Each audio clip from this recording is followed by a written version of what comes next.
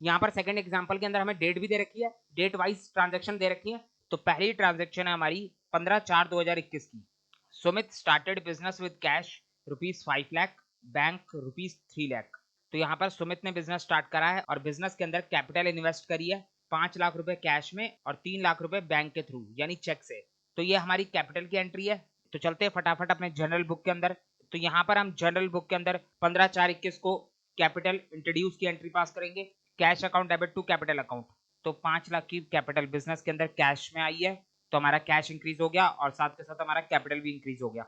उसके बाद 15/4/21 को ही 3 लाख की कैपिटल बैंक के थ्रू आई है यानी चेक से आई है। तो यहाँ पर हम bank account debit to capital account कर देंगे। तो 3 लाख से हमारा बैंक इंक्रीज हो गया और 3 लाख से हमारी कैपिटल और इंक्रीज हो गई। तो टोटल बिजनेस के अंदर 8 लाख की कैपिटल आ गई, 5 लाख की कैश में और 3 लाख की चेक से। तो समझ में आ गया। अब आप चाहो तो इसकी कंबाइंड एंट्री पास कर सकते हो। कैश अकाउंट हमारा डेबिट था और बैंक अकाउंट भी हमारा डेबिट था। तो डेबिट वाले को आप एक साथ लिख लोगे, cash account debit, bank account debit. Cash में आया था 5 लाख और बैंक के थ्रू आया था 3 लाख। तो यहाँ पर 5 लाख और 3 लाख आ जाएगा। उसके बाद क्रेडिट में है टू कैपिटल अकाउंट, 2 बार कैपिटल अकाउंट है तो हम दोनों को ऐड कर देंगे और एक बार क्रेडिट कर देंगे यहाँ पर टू कैपिटल अकाउंट। इन दोनों को ऐड कर दोगे 8 लाख आ जाएगा। तो ये कंबाइंड एंट्री तो आपको आती है। तो ये हमारी कैपिटल की एंट्री पास हो गई। आप चलते हैं अपने सेकंड ट्रांजैक्शन के ऊपर। तो हमारी सेकंड ट्रांजैक्शन है 22/5/21 की। Bought goods from Mohan. तो हमने मोहन से जो है गुड्स परचेस करे। कितने गुड्स परचेस करें? 50,000 के। अब देखो यहाँ पर ब्रैकेट में लिखा हुआ है पेड ₹15,000। इसका मतलब साफ है कि 50,000 के गुड्स हमने परचेस करें, जिसमें से अभी इमीडिएटली गुड्स परचेस करते समय पर हमने सिर्फ 15,000 की पेमेंट करी है। इसका मतलब हम बोल सकते हैं कि हमने 15,000 के गुड्स कैश में परचेस करें और बैलेंस 35,000 के गुड्स क्रेडिट में परचेस करें। तो चलते हैं इसकी एंट्री पास करते हैं। तो यहाँ पर 22/5/21 को हमारी परचेस ऑफ गुड्स की एंट्री पास होगी। गुड्स परचेस करें तो परचेसेस अकाउंट तो डेबिट होगा। बिजनेस के अंदर गुड्स आ गए, परचेसेस अकाउंट हमारे डेबिट हो जाएगा 50,000 से। गुड्स तो हमने 50,000 के परचेस करें, लेकिन 50,000 में से कैश पेमेंट हमने सिर्फ 15,000 की करी है। 15,000 रुपए हमने कैश में पे करें। तो जब भी हम गुड्स कैश में परचेस करते हैं तो हमारी एंट्री क्या पास होती है? Purchases account debit to cash account. तो यहाँ पर भी वही एंट्री पास होगी, purchases account debit to cash account. लेकिन कैश में पेमेंट करी गई है सिर्फ 15,000, तो कैश जो है सिर्फ 15,000 से ही क्रेडिट होगा। बाकी 35,000 के गुड्स हमने उधार में खरीदे हैं यानी क्रेडिट परचेस करी है। तो क्रेडिट परचेस करिए तो हमारी लायबिलिटी इंक्रीज हो जाएगी, मोहन हमारा क्रेडिटर बन जाएगा। तो यहाँ पर जो है हम लिख देंगे टू मोहन अकाउंट 35,000। ये 35,000 से हमारी लायबिलिटी इंक्रीज हो गई यानी हमारा क्रेडिटर इंक्रीज हो गया। आप चाहो तो इस एंट्री को अलग अलग भी पास कर सकते थे। पहले कैश परचेस की एंट्री पास कर देते, purchases account debit to cash account 15,000। उसके बाद क्रेडिट परचेस की एंट्री पास कर लेते, purchases account debit to Mohan account 35,000। तो इस तरीके से ही पास करी जा सकती थी, या फिर जैसे हमने अभी पास करी है वैसे कंबाइंड एंट्री भी पास करी जा सकती है। तो दोनों तरीके हमारे पास, आपको जैसे सही लगे, जैसे आपको आसान लगे आप वैसे कर सकते हो। Being the goods purchase on cash and credit. तो समझ में आ गई बात। तो अब चलते हैं अगली ट्रांजेक्शन के ऊपर। तीसरी ट्रांजेक्शन हमारी 10/6/21 को हुई थी। पेड सैलरी ₹20,000, 20,000 की सैलरी पे करी गई है। तो एक्सपेंस की एंट्री पास हो रही है, सैलरी हमारा एक्सपेंस है। तो यहाँ पर 10/6/21 को हमने सैलरी पे करी है यानी हमारा एक्सपेंस इंक्रीज हो गया। एक्सपेंस इंक्रीज होता है तो उसको हम डेबिट करते हैं। तो हमने सैलरी अकाउंट को डेबिट कर दिया और हमारे पास से 20,000 का कैश चला गया। हमने 20,000 की सैलरी कैश में पे करी है, तो salary account debit to cash account. तो समझ में आ गई बात। तो ये हमारी एक्सपेंस पेड की एंट्री हो गई। अब नेक्स्ट है हमारी फोर्थ एंट्री 25/8/21 को। Sold goods to Ramesh. कितने गुड्स बेचे हमने रमेश को? 25,000 के, जिसमें से रमेश ने अभी हमें सिर्फ 20,000 रुपए की पेमेंट करी है। तो इसका मतलब साफ है 25,000 के गुड्स बेचे गए, जिसमें से 20,000 की हमारी कैश सेल है और बैलेंस 5,000 की हमारी क्रेडिट सेल है। तो चलते हैं सेल ऑफ गुड्स की एंट्री पास करते हैं।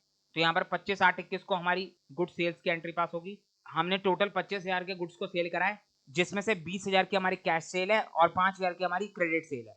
तो सबसे पहले मैं कैश सेल की बात करता हूँ। तो जब भी हम कैश सेल करते हैं तो हमारी एंट्री होती है cash account debit to sales account, और जब भी हम क्रेडिट सेल करते हैं तो हमारी एंट्री होती है debtor account debit to sales account. Debtor का मतलब है जिसको हमने उधार में गुड्स बेचा है। तो यहाँ पर हमें डेटर का नाम दे रखा है जो कि हमारा रमेश। रमेश हमारा डेटर बनेगा, तो हमारी क्रेडिट सेल की एंट्री बनेगी Ramesh account debit to sales account. तो हमने जो है कैश और क्रेडिट सेल की एंट्री को कंबाइन कर दिया। सबसे पहले आप कैश सेल की एंट्री देखो, कैश अकाउंट डेबिट ये तो हम करेंगे। बिजनेस के अंदर 20,000 का कैश आया था, तो कैश तो इंक्रीज हो गया, तो इसको हमने डेबिट कर दिया। अब इसके क्रेडिट में क्या लिखा जाएगा? क्रेडिट में लिखा जाएगा टू सेल्स अकाउंट। तो यहाँ पर हमने टू सेल्स अकाउंट लिखा हुआ है, टू सेल्स अकाउंट आएगा 20,000, लेकिन यहाँ पर हमने 25,000 लिखा है क्योंकि हमने जो है इसके अंदर क्रेडिट सेल को भी ऐड कर दिया। हमने जो है 5,000 की क्रेडिट सेल भी करी थी, तो क्रेडिट सेल की एंट्री क्या बनती है, Ramesh account debit to sales account, यानी debtor account debit to sales account. तो रमेश हमारा 5,000 से डेटर बन गया, डेटर हमारा असेट होता है, असेट बढ़ेगा तो डेबिट, तो यहाँ पर हमने रमेश अकाउंट को 5,000 से डेबिट कर दिया, और क्रेडिट में होगा हमारा sales account, Ramesh account debit to sales account. तो सेल्स अकाउंट कितने से करना था हमें, 5,000 से, तो कैश सेल में हमें 20,000 से सेल्स अकाउंट को क्रेडिट करना है, और क्रेडिट सेल में हमें 5,000 से सेल्स अकाउंट को क्रेडिट करना है। तो टोटल हमने एक साथ जो है 25,000 से अपने सेल्स अकाउंट को क्रेडिट कर दिया। आप चाहो तो इसकी अलग अलग एंट्री पास कर सकते हो, cash account debit to sales account 20,000, ये हमारी कैश सेल की एंट्री हो जाएगी। उसके बाद Ramesh account debit to sales account 5,000, ये हमारी क्रेडिट सेल की एंट्री हो जाएगी। तो समझ में आ गई बात, तो क्लियर है। अब इस चैप्टर के अंदर आपको जनरल एंट्री के अंदर कोई दिक्कत नहीं होनी चाहिए। अगर आपको जनरल एंट्री में कोई दिक्कत है तो आप उसके लिए जनरल एंट्री वाली सीरीज को जाके देखो, क्योंकि यहाँ पर इस चैप्टर के अंदर हमारा सारा फोकस लेजर के ऊपर है, हमें लेजर अकाउंट समझना है। नेक्स्ट ट्रांजेक्शन है हमारी 28/11/21 की, paid to Mohan by cheque ₹25,000। अब ये मोहन कौन है, तो ये मोहन है हमारा सप्लायर, यानी हमारा क्रेडिटर। ऊपर देखो सेकंड ट्रांजेक्शन, मोहन से हमने 50,000 के गुड्स परचेज करे थे, जिसमें से इमीडिएटली हमने 15,000 की पेमेंट कर दी थी, तो बैलेंस 35,000 की पेमेंट अभी करनी बाकी थी। अब उस 35,000 में से 28/11/21 को हमने मोहन को 25,000 रुपए की पेमेंट कर दी बाय चेक, तो 35,000 में से 25,000 की पेमेंट हो गई, तो इसकी एंट्री हमें पास करनी है। तो चलते हैं देखते हैं। तो यहाँ पर 28/11/21 की एंट्री है। सबसे पहली बात कि हमने मोहन को चेक से पेमेंट करी है, तो यहाँ पर हमारा बैंक अकाउंट तो डिक्रीज होगा ही होगा, बैंक अकाउंट डिक्रीज होता है तो क्रेडिट होता है, बैंक हमारा असेट है, असेट डिक्रीज होगा तो क्रेडिट होगा, तो यहाँ पर टू बैंक अकाउंट क्रेडिट हो गया 25,000 से। तो ये समझ में आ गया। अब अगर मैं मोहन की बात करूं तो मोहन अकाउंट को हमने डेबिट क्यों करा है, मोहन हमारा क्रेडिटर अकाउंट था, यानी हमारी लाइबिलिटी अकाउंट था। जब हमारी लाइबिलिटी बढ़ती है तो उसे हम क्रेडिट करते हैं, और जब हमारी लाइबिलिटी कम होती है तो उसको हम डेबिट करते हैं। तो यहाँ पर हमें मोहन को 35,000 रुपए की पेमेंट करनी थी। तो जब 35,000 की लाइबिलिटी हमारे ऊपर आई थी, तो हमने जो है मोहन अकाउंट को 35,000 से क्रेडिट करा था। लाइबिलिटी बढ़ेगी तो आप क्रेडिट करोगे, तो पहले हमने मोहन अकाउंट को 35,000 से क्रेडिट करा था, लेकिन अब जो है हमने मोहन को 35,000 में से 25,000 की पेमेंट कर दी, तो 35 में से 25,000 की लाइबिलिटी तो हमारी कम हो गई। तो जब हमारी लाइबिलिटी कम होती है तो उसको हम डेबिट करते हैं। तो जो मोहन अकाउंट 35,000 से क्रेडिट हो रखा था, अब उसी मोहन अकाउंट को हमें 25,000 से डेबिट करना है। जैसे ही हम मोहन अकाउंट को 25,000 से डेबिट करेंगे, वैसे ही जो है डेबिट और क्रेडिट आपस में कट जाएगा, तो 25,000 का डेबिट और 35,000 का क्रेडिट आपस में कट जाएगा, तो बैलेंस रह जाएगा हमारा सिर्फ 10,000 का क्रेडिट, जो कि ये शो करेगा कि हमने जो है मोहन को अभी 10,000 रुपये और देना बाकी है। तो समझ में आ रही है आपको बात। तो यहाँ पर हमने 28/11/21 को मोहन को 25,000 रुपये की पेमेंट करी, जिससे हमारी लाइबिलिटी कम हो गई, और जब भी हमारी लाइबिलिटी कम होती है तो उसको हम डेबिट करते हैं। तो यहाँ पर मोहन अकाउंट को हमने डेबिट कर दिया 25,000 से, तो हमारी एंट्री बन गई Mohan account debit to bank account. तो समझ में आ गई बात, तो क्लियर हो गया। तो लास्ट ट्रांजेक्शन है हमारी 10/2/22 को, रिसीव फ्रॉम रमेश ₹3,000। तो 3,000 रुपए हमें रमेश से रिसीव हुए। रमेश कौन था, रमेश था हमारा डेटर। यहाँ पर देखो रमेश को हमने 25,000 के गुड्स सेल करे थे, लेकिन रमेश ने जो है बदले में हमें सिर्फ 20,000 रुपए की पेमेंट करी थी, यानी रमेश से बिजनेस को 5,000 रुपए और लेने बाकी थे। 5,000 रुपए के लिए रमेश जो है बिजनेस का डेटर बना हुआ था। तो अब रमेश ने जो है उस 5,000 में से 3,000 रुपए की पेमेंट कर दी, तो 3,000 रुपए का डेटर तो हमारा कम हो गया, अभी भी हमारा 2,000 रुपए का डेटर बचा हुआ है, यानी अभी भी 2,000 की पेमेंट करनी बाकी है। तो यहाँ पर हमें 3,000 रुपए की जो पेमेंट रिसीव हुई है रमेश से, उसकी एंट्री पास करनी है। तो चलते हैं देखते हैं। यहाँ पर देखो 10/2/2022, सबसे पहली बात हमें जो है 3,000 रुपए का कैश रिसीव हुआ है, तो कैश हमारा बढ़ गया, कैश इंक्रीज होगा तो उसको हम डेबिट करते हैं, ये आपको क्लियर हो गया। उसके बाद हमने जो है रमेश अकाउंट को क्रेडिट करा है 3,000 से। अभी रमेश अकाउंट हमारा डेटर अकाउंट था, डेटर का मतलब है हमारा असेट, असेट जब भी बढ़ता है तो डेबिट, कम होता है तो क्रेडिट। यहाँ पर हमने जब रमेश को गुड सेल करे थे, तो हमने जो है रमेश अकाउंट को 5,000 से डेबिट करा था। इसका मतलब था कि रमेश जो है हमारा 5,000 का डेटर बन गया था, हमें जो है रमेश से 5,000 रुपए लेने थे।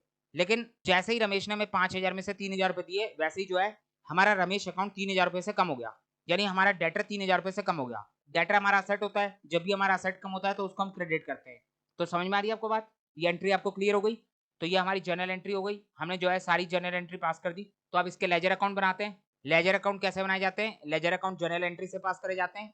तो सबसे पहली एंट्री है हमारी cash account debit to capital account. Cash account को हमें 5 लाख से डेबिट करना है, तो कैश अकाउंट के डेबिट में हम 5 लाख लिखेंगे, लेकिन किस नाम से लिखा जाएगा, तो इसका क्रेडिट अकाउंट चेक करेंगे, क्रेडिट में लिखा है कैपिटल अकाउंट, तो कैश अकाउंट के अंदर 5 लाख डेबिट करेंगे कैपिटल अकाउंट के नाम से। तो ये तो हमने पिछले एग्जांपल में समझा था। तो यहाँ पर देखते हैं कैश अकाउंट। तो कैश अकाउंट हमने ओपन कर लिया, कैश अकाउंट के डेबिट में हमें 5 लाख रुपए लिखना है, तो यहाँ पर हमने 5 लाख लिख दिया। इस बार जो है हमें डेट भी दे रखी है, तो हमें डेट का भी ध्यान रखना है। 15/4/21 की ये ट्रांजैक्शन है।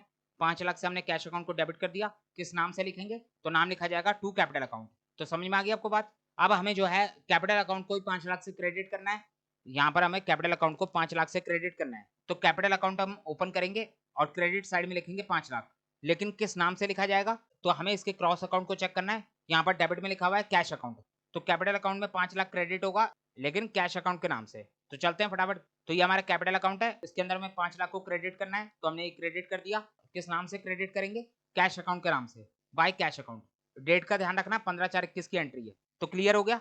अब दूसरी एंट्री देखते हैं। दूसरी एंट्री भी हमारी कैपिटल की है। यहाँ पर जो है हमें एक बैंक अकाउंट ओपन करना है और दूसरा कैपिटल अकाउंट ओपन करना है। कैपिटल अकाउंट हम ऑलरेडी ओपन कर चुके हैं, तो एंट्री क्या है? Bank account debit to capital account. Bank account को हम डेबिट करेंगे 3 लाख से और साथ के साथ कैपिटल अकाउंट को भी क्रेडिट करेंगे 3 लाख से। तो एक तो हम सबसे पहले बैंक अकाउंट खोलेंगे जिसके डेबिट साइड में हम 3 लाख रखेंगे, लेकिन किस नाम से लिखा जाएगा? तो इसका क्रॉस अकाउंट चेक करेंगे जो कि हमारा कैपिटल अकाउंट। तो बैंक अकाउंट में डेबिट साइड में 3 लाख रुपए लिखेंगे कैपिटल अकाउंट के नाम से। तो हमने यहाँ पर बैंक अकाउंट ओपन कर लिया और बैंक अकाउंट के डेबिट साइड में 3 लाख रुपए लिख दिया। किस नाम से लिखा? कैपिटल अकाउंट के नाम से लिखा। तो समझ में आ गई बात। अब हमें यहाँ पर कैपिटल अकाउंट को भी 3 लाख से क्रेडिट करना है, तो यहाँ पर कैपिटल अकाउंट 3 लाख से क्रेडिट हो जाएगा, लेकिन किस नाम से होगा? इसके क्रॉस में कौन सा अकाउंट है? Bank account. तो चलते हैं फटाफट। तो यहाँ पर हम कैपिटल अकाउंट को क्रेडिट करेंगे 3 लाख से। किस नाम से लिखा? बैंक अकाउंट के नाम से, बाय बैंक अकाउंट। तो समझ में आ गया? क्लियर हो गया। अब यहाँ पर कंबाइंड एंट्री तो समझाने की जरूरत नहीं है, इसकी पोस्टिंग भी करनी आपको आती है। मैंने पिछले एग्जाम्पल में आपको समझाई थी। हमें जो है कैश अकाउंट को डेबिट करना है 5 लाख से और बैंक अकाउंट को डेबिट करना है 3 लाख से। अभी हमने ऊपर करा, कैश अकाउंट को 5 लाख से डेबिट करा और बैंक अकाउंट को 3 लाख से डेबिट करा। तो वही हिसाब किताब है। आप चाहो तो इन दोनों एंट्री से पोस्टिंग कर लो या फिर चाहो तो कंबाइंड एंट्री से पोस्टिंग कर लो, बात तो वही है। कैश अकाउंट को डेबिट करना है, बैंक अकाउंट को डेबिट करना है और कैपिटल अकाउंट को 8 लाख से क्रेडिट करना है। यहाँ पर भी हमने कैपिटल अकाउंट को 8 लाख से क्रेडिट करा था, पहले 5 लाख से क्रेडिट करा और फिर 3 लाख से क्रेडिट करा, तो टोटल 8 लाख से क्रेडिट हो गया। तो बस वही काम है हमें यहाँ पर भी करना है। तो इसकी अगर आप पोस्टिंग करना चाहो तो कर सकते हो। तो अब चलते हैं अपनी अगली एंट्री के ऊपर जो कि है गुड्स परचेज की। तो यहाँ पर जो है सबसे पहले परचेज अकाउंट डेबिट हो रहा है। परचेजेस अकाउंट डेबिट हो रहा है 50,000 से, तो हम जो है परचेजेस अकाउंट के डेबिट साइड में 50,000 लिख देंगे, लेकिन किस नाम से लिखा जाएगा? तो उसके लिए हमें इसके क्रॉस अकाउंट चेक करने पड़ेंगे। यहाँ पर जो है इसके क्रॉस अकाउंट हमारे पास दो हैं, एक है कैश अकाउंट और दूसरा है मोहन अकाउंट। दोनों अकाउंट इसके क्रेडिट में लिखे हुए हैं। तो कैश अकाउंट है हमारा 15,000 और मोहन अकाउंट है हमारा 35,000, टोटल हो रहा है 50,000। तो ध्यान से समझना किसकी पोस्टिंग कैसे होगी। बस आपको एक बात का ध्यान रखना है कि परचेस अकाउंट को हमें 50,000 से डेबिट करना है। तो चलते हैं फटाफट परचेस अकाउंट ओपन करते हैं। ये हमारा परचेजेस अकाउंट है, यहाँ पर जो है हमें 50,000 को डेबिट करना है। तो हमने जो है डेबिट साइड में 50,000 लिख दिया, एक साथ नहीं लिखा लेकिन अलग अलग लिख दिया। अब अलग अलग क्यों लिखा? क्योंकि जर्नल एंट्री के अंदर परचेजेस अकाउंट के क्रॉस अकाउंट को हमें चेक करना होता है। तो क्रॉस अकाउंट में हमारे पास दो अकाउंट थे, एक था कैश अकाउंट और दूसरा था मोहन अकाउंट।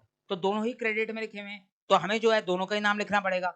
तो आप दोनों का नाम आप कैसे लिखोगे? अगर आप यहाँ पर डायरेक्टली 50,000 लिख दोगे तो फिर 50,000 की एक अमाउंट में आप दो नाम कैसे लिखोगे?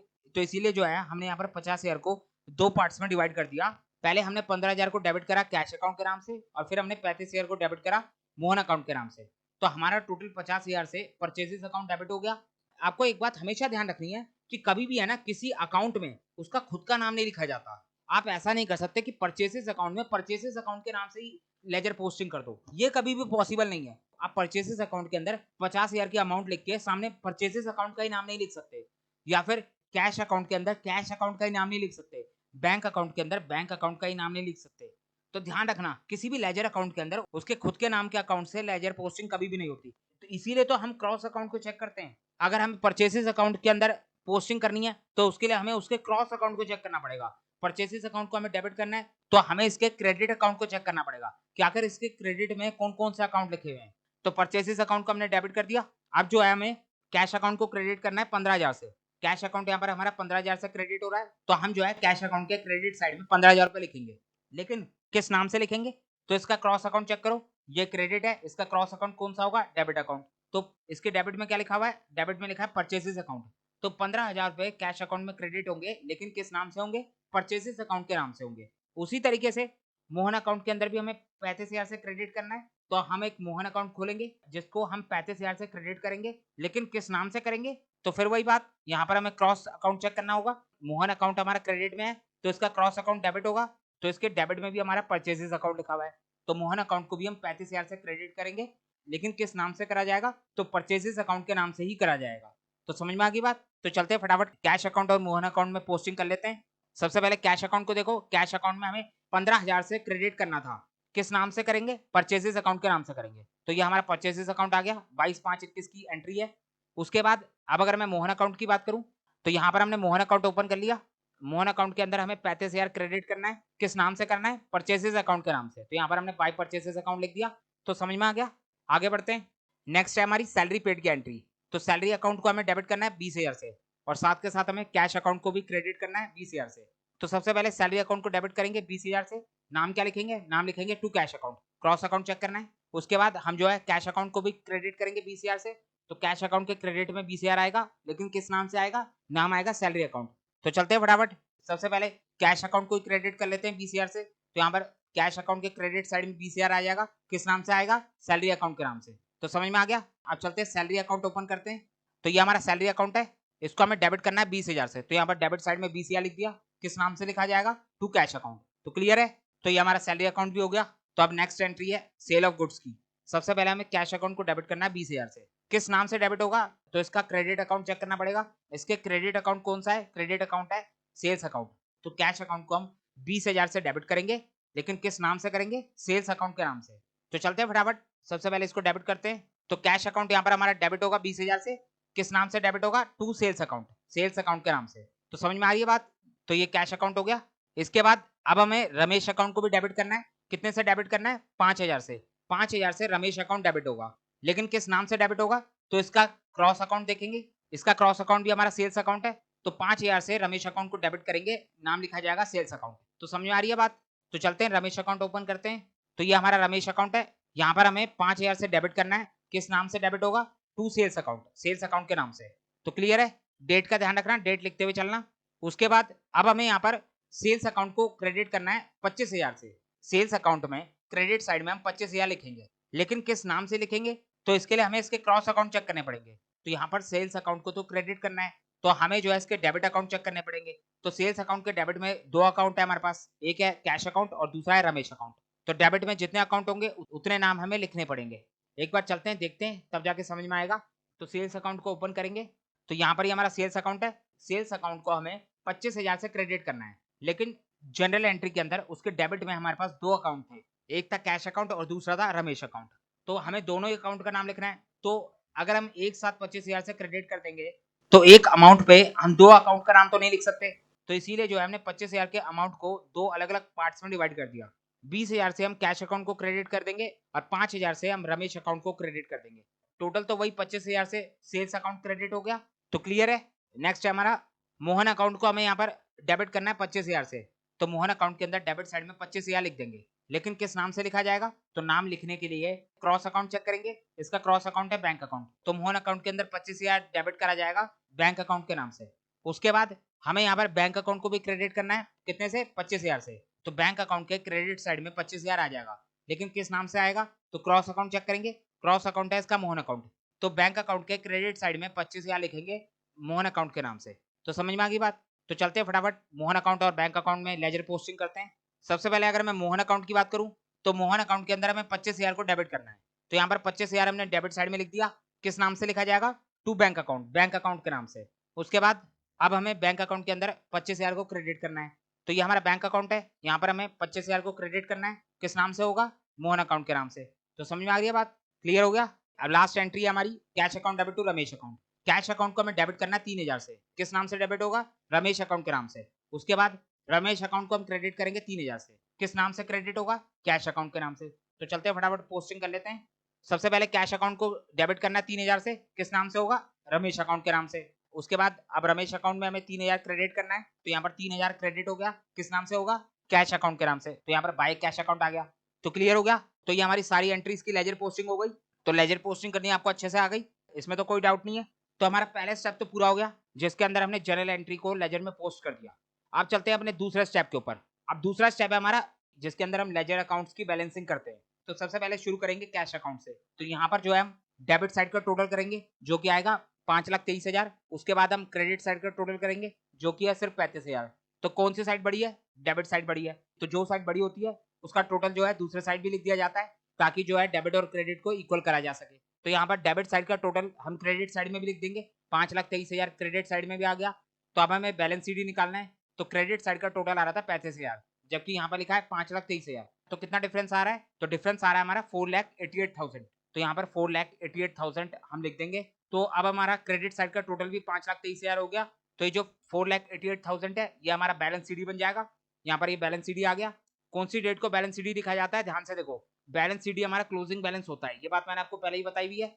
तो क्लोजिंग बैलेंस का मतलब है कि ये बैलेंस सीडी हमारा 31 मार्च का है।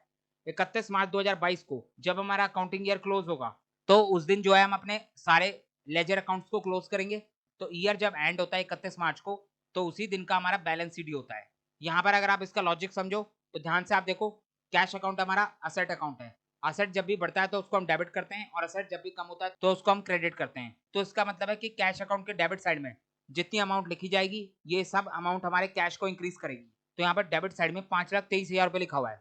तो इसका मतलब है बिजनेस के अंदर 5,23,000 का कैश आया था। तो ये तो आया था बिल्कुल, 5 लाख की कैपिटल आई थी, 20,000 रुपए गुड सेल करके इमीडिएटली मिल गए थे और बाद में 3,000 रुपए और रिसीव हो गए थे। तो टोटल 5,23,000 रुपए का कैश बिजनेस के अंदर आया था, जिसको हमने डेबिट साइड में लिख दिया। उसके बाद अगर मैं क्रेडिट साइड की बात करूं तो क्रेडिट साइड में लिखे होने का मतलब है कि बिजनेस के अंदर से इतना कैश चला गया। तो यहाँ पर क्रेडिट साइड में लिखा हुआ था 35,000, तो इसका मतलब है कि 35,000 का कैश बिजनेस से चला गया। तो 5,23,000 का कैश बिजनेस के अंदर आया था, जिसमें से 35,000 का कैश बिजनेस से चला गया। तो अब अगर मैं आपसे पूछूं कि बिजनेस के अंदर ईयर के एंड पे कितना कैश बचा होगा, तो आप क्या करोगे? 5,23,000 में से 35,000 को लेस कर दोगे तो आपके पास आ जाएगा 4,88,000। तो ये आपके कैश अकाउंट का क्लोजिंग बैलेंस है कि बिजनेस के पास ईयर के एंड में 4,88,000 का कैश पड़ा हुआ है। तो ये बैलेंस शीट हमारा कैश अकाउंट का क्लोजिंग बैलेंस होता है। अब यहाँ पर हमें एक बात को और ध्यान रखना है, कैश अकाउंट हमारा असेट अकाउंट है, इसीलिए जो है हमने यहाँ पर क्लोजिंग बैलेंस में बैलेंस शीट लिखा हुआ है। मैंने आपको बताया था कि हम जो है असेट, कैपिटल और लायबिलिटी इन तीनों अकाउंट का क्लोजिंग बैलेंस निकालते हैं, यानी बैलेंस शीट निकालते हैं, जबकि रिवेन्यू और एक्सपेंस अकाउंट की हम बैलेंसिंग नहीं करते। यानी उसका जो क्लोजिंग बैलेंस आता है उसको जो है हम डायरेक्टली अपने trading profit and loss account में ट्रांसफर कर देते हैं। तो ये हमारा 31 मार्च 2022 का क्लोजिंग बैलेंस आ गया। अब ध्यान से देखना, 31 मार्च 22 को जो हमारा क्लोजिंग बैलेंस है वो हमारे लिए नेक्स्ट ईयर का ओपनिंग बैलेंस बनेगा। सिंपल सी बात है ना, 31 मार्च 22 को अगर आपके पास 4,88,000 का कैश पड़ा हुआ है, यानी ईयर के एंड में आपके पास इतना कैश पड़ा हुआ है। अब आपका अगले दिन से नया साल स्टार्ट हो रहा है, 1 अप्रैल 2022 से आपका नया अकाउंटिंग ईयर स्टार्ट हो रहा है। तो आप 1 अप्रैल 2022 को ये बोलोगे कि मेरे पास पिछले साल का 4,88,000 का कैश पड़ा हुआ है। तो 31 मार्च 2022 को जो हमारा क्लोजिंग बैलेंस था वही क्लोजिंग बैलेंस हमारे लिए नेक्स्ट ईयर का ओपनिंग बैलेंस बन जाएगा। आपको एक बात का ध्यान रखना है, क्लोजिंग बैलेंस और ओपनिंग बैलेंस क्रॉस में लिखा जाता है। अगर क्लोजिंग बैलेंस क्रेडिट में लिखा जा रहा है तो इसका मतलब है ओपनिंग बैलेंस डेबिट में लिखा जाएगा, या फिर अगर क्लोजिंग बैलेंस डेबिट में लिखा जा रहा है तो इसका मतलब है कि ओपनिंग बैलेंस क्रेडिट में लिखा जाएगा। अब ऐसा क्यों करा जाता है तो ये भी समझ लो। अगर मैं आपसे पूछूं कि ये बाय बैलेंस सीडी हमारा कौन सा बैलेंस है, डेबिट बैलेंस है या क्रेडिट बैलेंस है, तो हम बोल सकते हैं कि डेबिट साइड हमारा ज्यादा था, तो इसीलिए जो है ये बाय बैलेंस सीडी हमारा डेबिट बैलेंस है। जो साइड ज्यादा होती है उसी साइड का बैलेंस कहलाता है। तो ये बाय बैलेंस सीडी भले ही हमने क्रेडिट साइड में लिखा है लेकिन है ही हमारा डेबिट बैलेंस। इसको आप काट के देख सकते हो, डेबिट साइड में 5,23,000 लिखा है जबकि क्रेडिट साइड में 35,000 लिखा है। तो ये 35,000 को अगर हम काटें यहाँ पर 5,23,000 से तो डेबिट साइड में हमारा 4,88,000 बच जाएगा। तो क्रेडिट साइड तो जीरो हो जाएगा जबकि डेबिट साइड में हमारा 4,88,000 बच जाएगा। तो ये जो 4,88,000 है ये डेबिट साइड का, लेकिन क्योंकि हमें डेबिट और क्रेडिट साइड को इक्वल करना है तो इसीलिए जो है हमने इसको क्रेडिट साइड में लिख दिया। तो आप क्लोजिंग बैलेंस में तो हमने क्रेडिट साइड में लिख दिया, लेकिन जब नए अकाउंटिंग ईयर में दोबारा से अकाउंट की ओपनिंग करेंगे, दोबारा से कैश अकाउंट ओपन होगा नए साल में, तो वहां पर जो है इस डेबिट बैलेंस को डेबिट में ही लिखा जाएगा। तो यहाँ पर इसको हमने डेबिट साइड में लिख दिया 4,88,000। और जब हम ओपनिंग बैलेंस लिखते हैं तो वहां पर जो है हम टू बैलेंस बीडी लिखते हैं। बीडी का मतलब होता है ब्रॉट डाउन, यानी ये बैलेंस जो है हमारा पिछले साल से आया है, पिछले साल से इस साल हम इसको खींच के लेके आए। तो ओपनिंग बैलेंस में हम बैलेंस बीडी लिखेंगे जबकि क्लोजिंग बैलेंस में हम बैलेंस सीडी लिखेंगे। तो समझ में आ रही है आपको बात? तो ये आपको कैश अकाउंट क्लियर हो गया। तो आप चलते हैं नेक्स्ट अकाउंट के ऊपर जो कि हमारा बैंक अकाउंट। तो बैंक अकाउंट भी हमारा एक असेट अकाउंट है। बैंक अकाउंट बढ़ेगा तो डेबिट, कम होगा तो क्रेडिट। तो बैंक अकाउंट के डेबिट साइड में लिखा हुआ है 3 लाख, इसका मतलब है 3 लाख से हमारा बैंक अकाउंट इंक्रीज हुआ होगा। उसके बाद क्रेडिट साइड में लिखा हुआ है 25,000, इसका मतलब है 25,000 से हमारा बैंक अकाउंट का बैलेंस कम हो गया। तो 3 लाख से हमारा बैंक अकाउंट का बैलेंस बढ़ गया था और 25,000 से हमारा बैंक अकाउंट का बैलेंस कम हो गया। अब अगर मैं आपसे पूछूं कि साल के एंड में आपके पास बैंक अकाउंट में कितना बैंक बैलेंस है, तो आप कैसे निकालोगे? 3 लाख का बैलेंस हमारा इंक्रीज हुआ था जबकि 25,000 का बैलेंस हमारा डिक्रीज हो गया, तो हमारे पास साल के एंड में 2,75,000 का बैलेंस बच गया। 3 लाख में से 25,000 लेस करोगे 2,75,000 आ जाएगा। तो ये 2,75,000 जो आपका क्लोजिंग बैलेंस है यही आपका बैलेंस सीडी बन जाता है। कैसे निकाला हमने? हमने जो है डेबिट साइड को टोटल करा जो कि 3 लाख आया, जबकि क्रेडिट साइड का टोटल आ रहा है 25,000। तो डेबिट और क्रेडिट को इक्वल करने के लिए जो साइड बड़ी है उसी को दूसरे साइड भी लिख देंगे। तो यहाँ पर हमने क्रेडिट साइड में भी 3 लाख लिख दिया, लेकिन क्रेडिट साइड का टोटल अभी भी 25,000 था, तो 3 लाख में कितना डिफरेंस है, 2,75,000 का। तो 2,75,000 हम यहाँ पे लिख देंगे। तो अब ये क्रेडिट साइड का टोटल भी 3 लाख हो गया। तो ये जो 2,75,000 का डिफरेंस था इसी को बोलते हैं बाय बैलेंस सीडी, और ये हमारा बैंक अकाउंट का क्लोजिंग बैलेंस होता है। क्लोजिंग बैलेंस 31 मार्च को लिखा जाता है, तो 31 मार्च 22 को यहाँ पर बाय बैलेंस सीडी लिख देंगे 2,75,000। तो अब ये क्लोजिंग बैलेंस ही हमारा नेक्स्ट ईयर का ओपनिंग बैलेंस बन जाएगा। तो यहाँ पर 1/4/22 को यानी नेक्स्ट ईयर की ओपनिंग डेट पर ये हमारा इस साल का ओपनिंग बैलेंस बन जाएगा। तो ओपनिंग बैलेंस कैसे लिखते हैं, टू बैलेंस बीडी 2,75,000। तो समझ में आ गया आपको। क्लोजिंग बैलेंस कौन सा बैलेंस था, डेबिट या क्रेडिट? तो आप देख सकते हो डेबिट साइड ज्यादा थी, तो इसीलिए क्लोजिंग बैलेंस हमारा डेबिट बैलेंस था। और वैसे भी हमें पता है कि असेट का हमेशा डेबिट बैलेंस आता है, फिर चाहे वो कैश अकाउंट हो चाहे वो बैंक अकाउंट हो। तो समझ में आ रही है आपको बात, यहाँ तक की बात क्लियर हो गई। तो अब चलते हैं नेक्स्ट अकाउंट के ऊपर। नेक्स्ट है हमारा कैपिटल अकाउंट। कैपिटल अकाउंट का रूल क्या होता है, कैपिटल बढ़ेगा तो क्रेडिट और कम होगा तो डेबिट। तो यहाँ पर कैपिटल अकाउंट के क्रेडिट साइड में 8 लाख रुपए लिखा है। इसका मतलब है कि हमारी बिजनेस की कैपिटल 8 लाख से इंक्रीज हुई है, तो बिजनेस के अंदर 8 लाख की कैपिटल आई थी। अब डेबिट साइड में कुछ नहीं लिखा, तो इसका टोटल कर देंगे। क्रेडिट साइड का टोटल आ रहा है 8 लाख, जबकि डेबिट साइड का टोटल है 0। तो यहाँ पर डेबिट और क्रेडिट को इक्वल करने के लिए डेबिट साइड में भी 8 लाख लिख देंगे। कितने का डिफरेंस आ रहा है, पूरे 8 लाख का। तो यहाँ पर डेबिट साइड में 8 लाख लिख देंगे। तो ये जो हमारा डिफरेंस है इसको बोलते हैं हम बैलेंस सीडी। तो यहाँ पर टू बैलेंस सीडी आ जाएगा। कौन सी डेट को क्लोजिंग बैलेंस आता है, 31 मार्च को। तो 31 मार्च 22 को हमारे कैपिटल अकाउंट का क्लोजिंग बैलेंस है 8 लाख। या फिर आप ये भी बोल सकते हो कि साल के एंड में हमारे पास 8 लाख की कैपिटल पड़ी हुई है। अब इस क्लोजिंग बैलेंस को हम नेक्स्ट ईयर में अपना ओपनिंग बैलेंस बनाएंगे। इस बार जो है क्लोजिंग बैलेंस हमारा डेबिट साइड में था, तो ओपनिंग बैलेंस हमारा क्रेडिट साइड में आएगा। तो यहाँ पर ओपनिंग बैलेंस हमारा आ जाएगा 1 अप्रैल 22 को by balance BD. Opening balance में बाय बैलेंस बीडी लिखते हैं 8 लाख। तो समझ में आ रही है आपको बात। अब अगर मैं आपसे पूछूं कि क्लोजिंग बैलेंस हमारा कौन सा बैलेंस था, डेबिट बैलेंस या क्रेडिट बैलेंस, तो आप बता सकते हो क्रेडिट साइड का टोटल ज्यादा था, तो सीधी बात है ये हमारा क्रेडिट बैलेंस था। वैसे भी आपको पता है कैपिटल अकाउंट का हमेशा क्रेडिट बैलेंस ही आता है। तो समझ में आ गया, कैपिटल अकाउंट क्लियर हो गया। उसके बाद चलते हैं नेक्स्ट अकाउंट जो कि है परचेजेस अकाउंट। अब यहाँ पर इसको ध्यान से समझना। तो परचेजेस अकाउंट हमारा एक्सपेंस अकाउंट होता है, हमने पिछले एग्जांपल में समझा था। तो एक्सपेंस का रूल क्या होता है कि जब भी एक्सपेंस बढ़ता है तो वो डेबिट होता है, और जब भी एक्सपेंस कम होता है तो वो क्रेडिट होता है। तो यहाँ पर डेबिट साइड में हमारा लिखा हुआ है 15,000 और 35,000, टोटल हो गया 50,000। तो इसका मतलब है कि हमारा परचेजेस 50,000 से बड़ा होगा। तो हमने 50,000 के गुड्स परचेज करे थे, तो हमारा परचेजेस अकाउंट 50,000 से इंक्रीज हो गया, जबकि इसकी क्रेडिट साइड में कुछ भी नहीं लिखा। तो इसका टोटल कर देंगे। डेबिट साइड का टोटल आ रहा है 50,000, जबकि क्रेडिट साइड का टोटल आ रहा है 0। तो इसको इक्वल करने के लिए क्रेडिट में ही 50,000 लिख देंगे। तो डिफरेंस कितना आ रहा है, डिफरेंस आ रहा है पूरे 50,000, जो कि हमारा इस बार बैलेंस सीडी नहीं बनेगा, बल्कि ये जो है directly trading profit and loss account में जाएगा। मैंने आपको बताया था परचेजेस अकाउंट हमारा एक्सपेंस अकाउंट होता है, और एक्सपेंस अकाउंट का हम कभी भी क्लोजिंग बैलेंस नहीं निकालते। सिंपल सी बात है ना, ये 50,000 की परचेज हमारी trading profit and loss account के डेबिट साइड में चली जाएगी।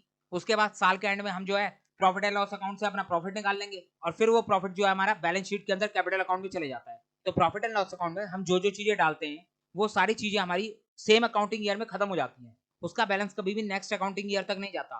प्रॉफिट एंड लॉस अकाउंट से जो एंड में बचता है वो होता है हमारा प्रॉफिट या लॉस। तो इसीलिए जो है परचेजेस अकाउंट का कभी भी क्लोजिंग बैलेंस नहीं आएगा। क्लोजिंग बैलेंस नहीं आने का मतलब है कि इसका कभी ओपनिंग बैलेंस भी नहीं आएगा। तो यहाँ पर जो है हम परचेजेस अकाउंट के क्लोजिंग बैलेंस को सीधा अपने trading profit and loss account में ट्रांसफर कर देते हैं। कौन सी डेट को ट्रांसफर होगा, 31 मार्च 22 को। अब कुछ बुक्स के अंदर आपको यहाँ पर by trading profit and loss account की जगह पर बाय बैलेंस सीडी देखने को मिल जाएगा। तो इसका मतलब ये नहीं है कि हमने उसकी बैलेंसिंग कर दी, ऐसा नहीं होता। यहाँ पर बाय बैलेंस सीडी कई बार लिख दिया जाता है, लेकिन कभी भी परचेसेस अकाउंट का ओपनिंग बैलेंस नहीं लिखा जाएगा। अगर यहाँ पर बाय बैलेंस सीडी लिखा है तो कोई दिक्कत नहीं है, उस बैलेंस को जो है हम ट्रायल बैलेंस में जाके डाल देते हैं, और फिर ट्रायल बैलेंस से वो trading profit and loss account में चले जाता है। तो अल्टीमेटली तो कुछ भी लिखा हो, परचेसेस अकाउंट का क्लोजिंग बैलेंस हमारा trading profit and loss account में जाना ही जाना है। तो खुद भी कंफ्यूज ना हो और दूसरे को भी कंफ्यूज मत करो। इस सबसे बढ़िया यही है कि आप जो है यहाँ पर क्लोजिंग बैलेंस में trading profit and loss account लिख लो। तो समझ में आ रही है बात। वैसे अगर मैं आपसे पूछूं तो क्या आप बता सकते हो कि हमारा कौन सा बैलेंस है? मैंने आपको बोला हुआ है कि परचेसेस अकाउंट का बैलेंस नहीं निकाला जाता, लेकिन जब हम ट्रायल बैलेंस बनाएंगे ना तो वहां पर हम ये 50,000 को ट्रायल बैलेंस के अंदर लिखेंगे। तो वहां पर भी हमें जो है डिसाइड करना होता है कि कौन से अकाउंट का बैलेंस डेबिट साइड में लिखेंगे और कौन से अकाउंट का बैलेंस क्रेडिट साइड में लिखेंगे। तो ट्रायल बैलेंस के अंदर डेबिट और क्रेडिट को डिसाइड करने के लिए आपको यहाँ पर पता होना चाहिए कि आपका ये कौन सा बैलेंस है। यहाँ पर हमने देखा था असेट का हमारा डेबिट बैलेंस होता है, क्योंकि असेट इंक्रीज होता है डेबिट साइड में। उसी तरीके से लायबिलिटी का हमारा क्रेडिट बैलेंस होता है, क्योंकि लाइबिलिटी इंक्रीज होती है क्रेडिट साइड में। उसी तरीके से कैपिटल का भी हमारा क्रेडिट बैलेंस होता है क्योंकि कैपिटल भी इंक्रीज होती है क्रेडिट साइड में। तो अब अगर मैं एक्सपेंस और रेवेन्यू के बैलेंस की बात करूं तो आप इसका बैलेंस भी बता सकते हो। बैलेंस सीडी लिखना नहीं है लेकिन चाहो तो बता भी सकते हो। एक्सपेंस इंक्रीज कहां पर हो रहा है? डेबिट साइड में, तो हम बोल सकते हैं इसका डेबिट बैलेंस होता है। उसी तरीके से रेवेन्यू इंक्रीज कहां पर हो रहा है? क्रेडिट साइड में, तो हम बोल सकते हैं कि रेवेन्यू का हमारा क्रेडिट बैलेंस होता है। तो समझ में आ गई बात? तो यहाँ पर परचेजेस अकाउंट हमारा एक्सपेंस अकाउंट है, तो एक्सपेंस अकाउंट का डेबिट बैलेंस होगा। तो वैसे भी आप यहाँ पर देख सकते हो, यहाँ पर हमारे डेबिट साइड ज्यादा है, जो साइड ज्यादा होती है उसी साइड का बैलेंस कहलाता है। तो आप चाहो तो बोल सकते हो कि ये जो क्लोजिंग बैलेंस आया है जिसको हमने trading profit and loss account में ट्रांसफर करा है, ये क्लोजिंग बैलेंस हमारा डेबिट बैलेंस है। तो क्लियर हो गया। अब नेक्स्ट है हमारा मोहन अकाउंट। मोहन कौन था? मोहन था हमारा क्रेडिटर। मोहन से हमने गुड्स परचेज करे थे। तो क्रेडिटर का मतलब होता है लाइबिलिटी, तो मोहन हमारा लाइबिलिटी अकाउंट है। लाइबिलिटी का रूल क्या होता है? लाइबिलिटी बढ़ती है तो क्रेडिट और कम होती है तो डेबिट। तो यहाँ पर क्रेडिट साइड में लिखा हुआ है 35,000। मोहन से हमने उधार में 35,000 के गुड्स परचेज करे थे, जबकि डेबिट साइड में लिखा है 25,000। इसका मतलब है हमारी लाइबिलिटी 25,000 से कम हो रही है। तो हमने जो है बाद में मोहन को 25,000 की पेमेंट भी कर दी थी, तो 35,000 से हमारी लाइबिलिटी इंक्रीज हुई, जबकि 25,000 से हमारी लाइबिलिटी डिक्रीज हो गई। तो अगर मैं आपसे पूछूं कि ईयर के एंड में हमारी कितनी लाइबिलिटी बची हुई है, तो आप बता सकते हो ईयर के एंड में हमारी 10,000 की लाइबिलिटी बची हुई है। इसका मतलब साफ है कि हमने जो है पहले मोहन को 35,000 रुपए देने थे, लेकिन फिर हमने 35,000 में से 25,000 रुपए की पेमेंट कर दी, तो आप जो है हमें मोहन को सिर्फ 10,000 रुपए देने बाकी है। तो ये मोहन अकाउंट का क्लोजिंग बैलेंस आ गया, यानी हमारी लाइबिलिटी अकाउंट का क्लोजिंग बैलेंस आ गया। इसको निकाला कैसे? क्रेडिट साइड का टोटल करा 35,000 आ रहा था, जबकि डेबिट साइड का टोटल 25,000 आ रहा था। तो डिफरेंस कितना था? 10,000 का। तो यहाँ पर डेबिट साइड में हमने 35,000 लिख दिया और यहाँ पर हमने डिफरेंस लिख दिया 10,000, जो कि हमारा बैलेंस सीडी बन गया। ये हमारा क्लोजिंग बैलेंस हो गया 31 मार्च का। अब मोहन हमारा लाइबिलिटी अकाउंट है और आपको पता है लाइबिलिटी अकाउंट का बैलेंस निकाला जाता है, इसका जो है बैलेंस सीडी होता है, जिसको हम नेक्स्ट ईयर के ओपनिंग बैलेंस में ट्रांसफर करते हैं। तो यहाँ पर इस क्लोजिंग बैलेंस को हम नेक्स्ट ईयर में ट्रांसफर करेंगे, जो कि हमारा ओपनिंग बैलेंस बनेगा बाय बैलेंस बीडी 10,000। 1 अप्रैल 22 को ये ओपनिंग बैलेंस बन गया। अब अगर मैं आपसे पूछूं कि ये क्लोजिंग बैलेंस कौन सा बैलेंस था, डेबिट या क्रेडिट, तो आप बता सकते हो क्रेडिट साइड ज्यादा थी, तो ये क्लोजिंग बैलेंस हमारा क्रेडिट बैलेंस कहलाएगा। वैसे भी आपको पता होना चाहिए लाइबिलिटी अकाउंट का हमेशा क्रेडिट बैलेंस आता है। तो क्लियर है? तो ये हमारा मोहन अकाउंट हो गया। अब नेक्स्ट है हमारा सैलरी अकाउंट। तो सैलरी अकाउंट तो हमारा एक्सपेंस अकाउंट है। एक्सपेंस अकाउंट के अंदर कोई बैलेंसिंग नहीं होती, डायरेक्टली क्लोजिंग बैलेंस को trading profit and loss account में ट्रांसफर करेंगे। एक्सपेंस बढ़ता है तो डेबिट, कम होता है तो क्रेडिट। तो यहाँ पर डेबिट साइड में लिखा है 20,000, तो हमने 20,000 की सैलरी पे करी थी, जिससे हमारा एक्सपेंस इंक्रीज हुआ था। आप क्रेडिट साइड में कुछ नहीं लिखा, तो इस अकाउंट को क्लोज करोगे। 20,000 डेबिट साइड का टोटल आ रहा है, जबकि क्रेडिट साइड का टोटल आ रहा है 0। तो हम जो है क्रेडिट साइड में भी 20,000 लिख देंगे। अब डिफरेंस कितने का है? 20,000 का। तो ये जो 20,000 का डिफरेंस है, ये हमारा directly trading profit and loss account में चले जाएगा। कितने तारीख को? 31 मार्च 22 को। तो समझ में आ रही है बात? इसका कोई भी ओपनिंग बैलेंस नहीं आएगा, नेक्स्ट ईयर में इसको ट्रांसफर नहीं करेंगे, ध्यान रखना। तो क्लियर हो गया। तो नेक्स्ट है हमारा सेल्स अकाउंट। सेल्स अकाउंट हमारा रेवेन्यू अकाउंट होता है। सेल्स से हमें रेवेन्यू मिलता है, तो सेल्स अकाउंट हमारा रेवेन्यू अकाउंट होता है। तो जिस तरीके से एक्सपेंस अकाउंट में बैलेंसिंग नहीं होती, उसी तरीके से रेवेन्यू अकाउंट के अंदर भी बैलेंसिंग नहीं करी जाती। रेवेन्यू अकाउंट के भी क्लोजिंग बैलेंस को हम directly trading profit and loss account में ट्रांसफर कर देते हैं। तो यहाँ पर रेवेन्यू अकाउंट का रूल क्या होता है? रेवेन्यू बढ़ता है तो क्रेडिट और कम होता है तो डेबिट। तो यहाँ पर सेल्स अकाउंट के क्रेडिट साइड में 25,000 रुपए लिखा हुआ है। इसका मतलब है कि हमारा रेवेन्यू 25,000 से इंक्रीज हो गया। तो हमने जो है 25,000 के गुड्स बेचे थे, जिससे हमारा 25,000 का रेवेन्यू इंक्रीज हुआ था।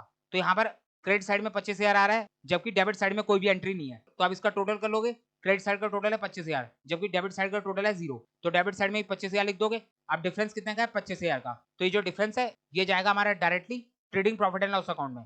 ध्यान रखना, रेवेन्यू अकाउंट की बैलेंसिंग नहीं करी जाती। तो 31 मार्च 22 को ये जो क्लोजिंग बैलेंस है, ये हमारा directly trading profit and loss account में चले जाएगा। अब क्लोजिंग बैलेंस नहीं है तो कोई ओपनिंग बैलेंस भी नहीं होगा। तो क्लियर है। नेक्स्ट है हमारा रमेश अकाउंट। रमेश जो है हमारा डेटर था। रमेश को हमने उधार में गुड्स बेचे थे, तो रमेश हमारा डेटर अकाउंट है। डेटर का मतलब होता है असेट। असेट बढ़ता है तो डेबिट, कम होता है तो क्रेडिट। तो यहाँ पर रमेश अकाउंट के डेबिट साइड में 5,000 लिखा है, यानी हमारा डेटर 5,000 से इंक्रीज हो गया। तो हमने रमेश को 5,000 के गुड्स उधार में बेचे थे, तो 5,000 से हमारा डेटर इंक्रीज हो गया था। अब क्रेडिट साइड में लिखा है 3,000, इसका मतलब है हमारा डेटर 3,000 से डिक्रीज हो गया। तो रमेश ने जो है हमें बाद में 3,000 की पेमेंट कर दी थी, तो हमारा डेटर अकाउंट 3,000 से कम हो गया था। तो 5,000 रुपए रमेश ने हमें देने थे, जिसमें से 3,000 रुपए रमेश हमें दे चुका है। अब अगर मैं आपसे पूछूं कि ईयर के एंड में हमें रमेश से कितना पैसा लेना बाकी है, तो आप बोल सकते हो 31 मार्च 22 को हमें रमेश से जो है 2,000 रुपए लेना बाकी है। 2,000 रुपए हमारे रमेश अकाउंट का क्लोजिंग बैलेंस आ जाएगा। कैसे निकला? डेबिट साइड का टोटल करा 5,000 आ गया, क्रेडिट साइड का टोटल आ रहा है 3,000। तो क्रेडिट साइड में 5,000 लिख दोगे, लेकिन अभी भी क्रेडिट साइड का टोटल 3,000 है, तो डिफरेंस कितने का है? 2,000 का। तो ये 2,000 का डिफरेंस हमारा बैलेंस शीट बन जाएगा, जो कि हमारा क्लोजिंग बैलेंस कहलाएगा। अब रमेश हमारा डेटर था, जो कि असेट अकाउंट है, तो असेट अकाउंट के अंदर तो बैलेंसिंग होती है, इसका तो क्लोजिंग और ओपनिंग बैलेंस निकाला जाता है। तो यहाँ पर ये क्लोजिंग बैलेंस हमारा नेक्स्ट ईयर में ट्रांसफर हो जाएगा, जो कि हमारा ओपनिंग बैलेंस बन जाएगा टू बैलेंस बीडी 2000। अब अगर मैं आपसे पूछूं कि ये क्लोजिंग बैलेंस कौन सा बैलेंस था, तो आप बता सकते हो डेबिट साइड का टोटल ज्यादा था, तो इसका मतलब है कि ये हमारा डेबिट बैलेंस था। तो क्लियर है, तो ये हमारा रमेश अकाउंट भी हो गया। तो हमने जो है सारे लेजर्स को देख लिया। लेजर अकाउंट से एंट्री पढ़नी तो आपको आती है, एक कैश अकाउंट की पढ़ के दिखाता हूं। अगर हमें कैश अकाउंट के डेबिट साइड को पढ़ना है तो हम कैसे पढ़ेंगे, सबसे पहले हम अकाउंट का नाम पढ़ेंगे, cash account debit to capital account 5 lakh. उसी तरीके से cash account debit to sales account 20,000। उसके बाद cash account debit to Ramesh account 3,000। तो इस तरीके से डेबिट साइड को पढ़ा जाता है।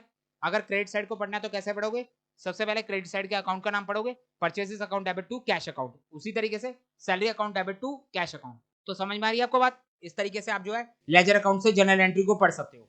तो क्लियर हो गया। तो यह हमारा सेकंड एग्जांपल भी हो गया, जिसके अंदर हमने क्लोजिंग बैलेंस और ओपनिंग बैलेंस निकालना सीख लिया।